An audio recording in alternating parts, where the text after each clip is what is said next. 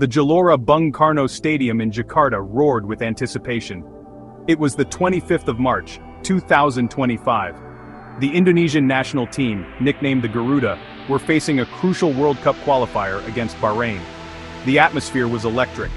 The Garuda, under the new management of legendary Dutch striker Patrick Kluivert, were eager to prove themselves. They had suffered a heavy defeat against Australia in their previous outing. Kluivert had promised a more disciplined and tactically astute performance. This match was a test of that promise. Indonesia needed a victory. They were looking to climb the Group C table. Bahrain, on the other hand, were aiming to solidify their own position in the race for qualification. The stakes were high for both teams. The match promised to be a tense and closely fought encounter. The crowd, a sea of red and white, chanted and waved flags, creating an intimidating atmosphere for the visitors. The Indonesian players, faces etched with determination, lined up for the national anthem. They were ready to fight for every inch of the pitch. The roar of the crowd reached a crescendo as the referee blew the whistle to commence the match. The battle for World Cup qualification was about to begin. Patrick Kluivert had clearly done his homework. Gone was the haphazard approach of previous matches. Indonesia lined up in a solid 4-3-3 formation. Their game plan was evident from the outset. They would absorb Bahrain's attacks and hit them on the counter. The defense, marshaled by the experienced Fashruddin Arianto, was disciplined and well organized. They maintained a compact shape, denying Bahrain space to operate. Wingbacks Asnawi Mangkualam and Pratama Arhan tucked in, providing extra cover for the center backs. The midfield trio of Ricky Kambuaya, Mark Klok, and Marcelino Ferdinand worked tirelessly to break up Bahrain's play. They shielded the back four admirably. Their positioning was intelligent. They rarely allowed Bahrain's creative players to receive the ball in dangerous areas. This defensive solidity frustrated the Bahrainis, who struggled to break down the resolute Indonesian backline. The Garuda were content to soak up pressure. They waited patiently for opportunities to spring forward on the counter.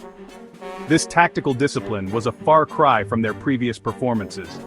It was a testament to Kluivert's influence on the team. Bahrain, accustomed to dominating possession, found themselves stifled by Indonesia's resolute defense. They tried to impose their passing game. Their attempts were met with a red and white wall. The Indonesian midfielders pressed high up the pitch. They forced Bahrain into making hurried passes. Their usual fluidity was absent. They struggled to create clear-cut chances. Their frustration was palpable. They resorted to long balls, hoping to bypass the Indonesian midfield. These were dealt with comfortably by the towering Indonesian center-backs. Bahrain's wide players, the usually dangerous Komail Alaswad and Syed Redha Issa, found themselves isolated. The Indonesian fullbacks stuck to them like glue. They prevented them from delivering dangerous crosses. As the half wore on, Bahrain's attacks became increasingly desperate. Their hopes of an early goal were fading away. They needed to find a way to unlock the well-drilled Indonesian defense. The longer the game remained goalless, the more the pressure would mount on them. The Indonesian supporters, sensing their team's growing confidence, roared their approval. This match was not just about tactics, it was also about individual brilliance. And on that front, Indonesia had the edge. Ola Romani, the tall and powerful striker, led the line with his usual tenacity. He was a constant menace to the Bahrain defense. His movement was intelligent. He occupied the defenders, creating space for his teammates. Marcelino Ferdinand, the young midfield maestro, pulled the strings in midfield. His passing was crisp and accurate. He dictated the tempo of the game. He was the creative spark that ignited Indonesia's attacks. Defensively, Jay Idzes was a rock at the back. He made several crucial interceptions and tackles. His reading of the game was exemplary. He thwarted Bahrain's attacks time and again. For Bahrain, Ali Madan, their captain and most experienced player, tried to orchestrate proceedings from midfield. However, he was closely marked by the Indonesian midfielders. He was unable to exert his usual influence on the game. Mahdi Al-Humadan, their speedy winger, looked dangerous at times with his pace and trickery, but he was unable to produce any end product. Section 5, Moments of Brilliance and Heartbreak. The match was not without its share of drama. In the 23rd minute, Indonesia's patience paid off. Marcelino Ferdinand, receiving the ball in midfield, spotted the run of Ole Romeni. His perfectly weighted through ball split the Bahrain defense. Romeni, with only the goalkeeper to beat, kept his composure. He slotted the ball past the despairing dive of the Bahraini goalkeeper. The stadium erupted in a cacophony of noise. The Garuda had drawn first blood. Bahrain, stung by the goal, poured forward in search of an equalizer. They came close in the 48th minute. A dangerous cross from the right found its way to the feet of Mohamed Marhoun. His shot was goal-bound. It was miraculously cleared off the line by Jay Idzes. Indonesia had survived a major scare. Their lead remained intact. In the 66th minute, Indonesia had a glorious chance to double their lead. A swift counter-attack found Marcelino Ferdinand in a dangerous position. He unleashed a fierce shot towards goal. It cannoned off the crossbar, with the goalkeeper beaten. It was a golden opportunity missed. Section 6, a statistical battlefield. The statistics from the match painted a fascinating picture.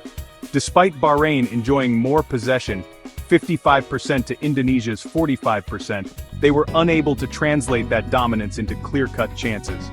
Indonesia, on the other hand, were clinical with their limited opportunities. They made their few shots on goal count. The Garuda also displayed commendable discipline, committing fewer fouls than their opponents. The match was a testament to the effectiveness of Kluivert's tactical approach. It showed that sometimes, it's not about how much possession you have, it's about what you do with it. Section 7, a vital victory for the red and white. The final whistle blew. The scoreline read 1-0 in favor of Indonesia. The Gelora Bung Karno Stadium erupted in jubilant celebration. The Garuda had secured a crucial victory. It was a result that would have significant implications for the Group C table. The win propelled Indonesia into 4th place, just 3 points behind Bahrain and China. More importantly, it breathed new life into their World Cup qualification hopes. The players, exhausted but exhilarated, acknowledged the adulation of their passionate supporters. It was a night they would never forget. Section 8, Kluivert's triumphant debut. For Patrick Kluivert, this victory was a vindication of his tactical acumen. In his first competitive match in charge, he had masterminded a disciplined and resolute performance. He had instilled a new sense of belief in the team. His decision to adopt a more pragmatic approach, focusing on defensive solidity and counter-attacking football, had paid dividends. The victory was a testament to his coaching abilities. It boded well for the future of Indonesian football. Section 9, the road ahead. Indonesia's World Cup dream. The road to the 2026 World Cup was still long and arduous. However, this victory over Bahrain had given Indonesia a much-needed boost. It had shown that they had the potential to compete with the best teams in Asia. The challenge now for Kluivert and his team was to build on this momentum. They needed to maintain the same level of intensity and discipline in their upcoming matches. If they could do that, then who knows how far they could go. The dream of World Cup qualification, once a distant flicker, was now burning brightly.